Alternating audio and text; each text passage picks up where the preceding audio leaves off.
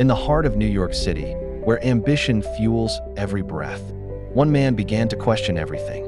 His name is Subhash, an immigrant success story on the outside, but inside, a man slowly drowning in silence. This is not a story of burnout. It's not about giving up. This is the story of breaking free. From noise, from pressure, from the race everyone else seems to be running. Subhash had everything they told him to chase. A high-paying tech job, a Manhattan apartment with views of the skyline, a LinkedIn profile filled with applause. But every morning, when he put on his tailored shirt and practiced his smile, he felt like an actor trapped in a role, one that no longer fit. He wasn't living, day after day, feeding the machine, while his soul quietly starved. The shift didn't come in a dramatic breakdown. It came in whispers, books he began to read again, quiet questions in his journal, a still, soft voice asking, "What if you stopped climbing and just sat down?" For the first time in years, he listened. And in that silence, he heard himself. Subhash began to say no. No to pointless meetings. No to networking events that left him hollow.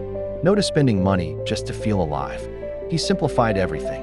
He sold most of what he owned, moved into a studio, stopped ordering food, and started cooking quietly at home. And slowly, his calendar became his own. He told his manager he might quit. They called him crazy. He told his parents. They said, "You're throwing it all away." His friends laughed it off. "You'll come back once you're broke." But Subhash wasn't lost. He was beginning to see clearly. He flew back to India, not to escape, but to reconnect. In the hills of Himachal, he stayed at hostels. In Rishikesh, he meditated at sunrise. He taught English to children in villages. He wasn't chasing enlightenment. He was rediscovering simplicity, breathing again, laughing without reason, living without a title. One day, sitting by the Ganges, a stranger asked him, "What do you do?" Subhash smiled, not the forced corporate smile, a real one.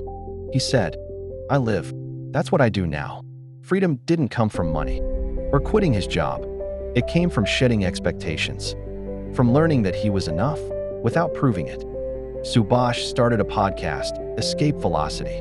It wasn't about quitting. It was about choosing peace over pressure, depth over noise, life over lifestyle. Messages came from across the world. "You gave words to what I feel." He didn't become famous, but he became free. Maybe you're not ready to walk away like Subhash, but maybe, just maybe, you're ready to slow down, to stop performing, to ask, what does freedom mean to me? Because the ultimate success isn't more, it's enough. It's the quiet joy of being fully you. The quiet exit, inspired by real stories.